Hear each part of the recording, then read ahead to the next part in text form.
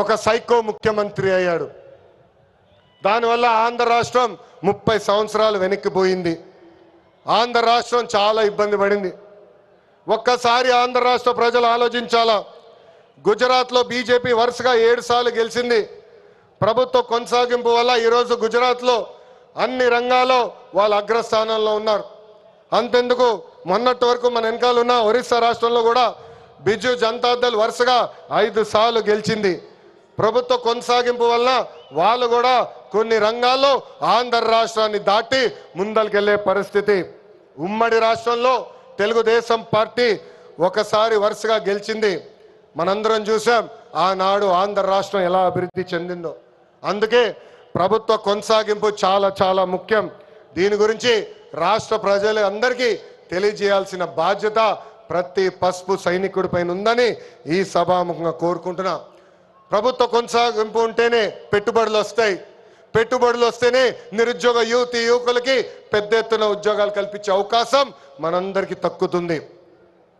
నేను ఈరోజు దేవుని గడప సాక్షిగా రాయలసీమ ప్రజల్ని కొన్ని ప్రశ్నలు అడగాలనుకుంటున్నా.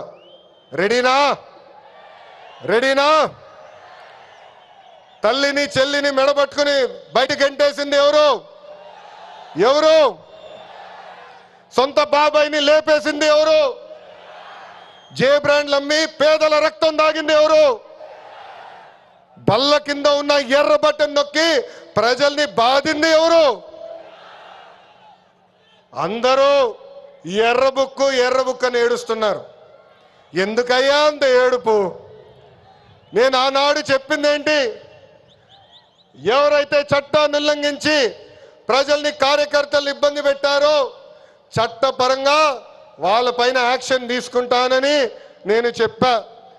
ఈరోజు ఎర్ర బుక్క కాదు కదా, ఎర్ర రంగు చూస్తేనే వణికిపోయే పరిస్థితి వస్తుంది. ఎర్ర బుక్ అంటే ఒకడికి గుండుపోటు వచ్చింది. ఎర్ర బుక్ అంటేనే ఒకడు బాత్రూంలో కాలు జారి చెయ్యి ఎర్రగొట్టుకున్నాడు.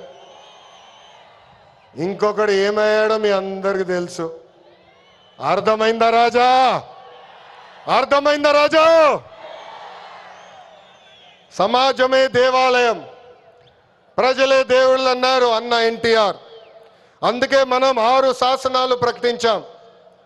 తెలుగు జాతి విశ్వఖ్యాతి, స్త్రీ శక్తి, యువగలం, పేదల సేవల్లో సోషల్ రీఇంజనీరింగ్, అన్నదాతకు అండగా కార్యకర్తలే అధినేత.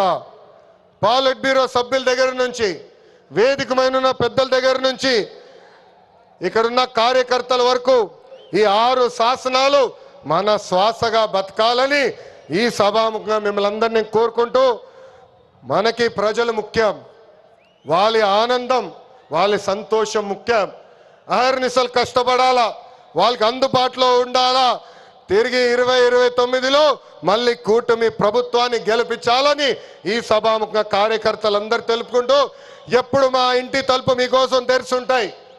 నేను మొన్నే చెప్పా, గ్రామ పార్టీలో ఏమైనా సమస్య ఉంటే మండల్ పార్టీని కలవాలి, మండల్ పార్టీలో సమస్య ఉంటే నియోజకవర్గ కమిటీని కలవాలి, వాళ్ళకి సమస్య ఉంటే ఏకంగా జిల్లా కమిటీ కలవాలి. వాళ్ళు కూడా సమస్య పరిష్కారం కాకపోతే ఎప్పుడు నవ్వుతున్న మన అధ్యక్షుల వారు పల్లా శ్రీనివాస్ గారిని కలవాలి. ఆయన వల్ల కూడా అయిపోతే మీ లోకేష్ మీకు అండగా నిలబడతారు.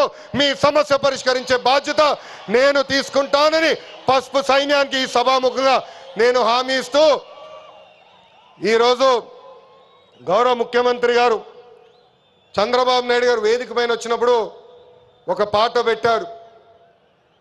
ఆ క్షణంలో నాకు చాలా బాధ వేసింది. ఎందుకంటే ఆ పాట వినిన తర్వాత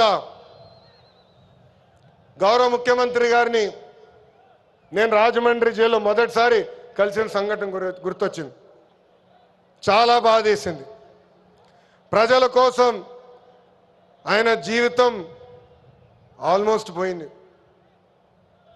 అక్టోబర్లో 2003 బాంబ్ బ్లాస్ట్లో నక్సలైట్లు ఆయన పైన దాడి చేశారు. నాడు నేడు ఎప్పుడు ఆయన ప్రజల గురించి, ప్రజల భవిష్యత్తు గురించి ఆలోచించే వ్యక్తి. అలాంటి వ్యక్తికి ఎందుకు దేవుడు ఆనాడు ఈ పరీక్ష ఇచ్చాడా అనుకున్నా. ఇప్పుడు అర్థమైంది. తెలుగు ప్రజలు తిరిగి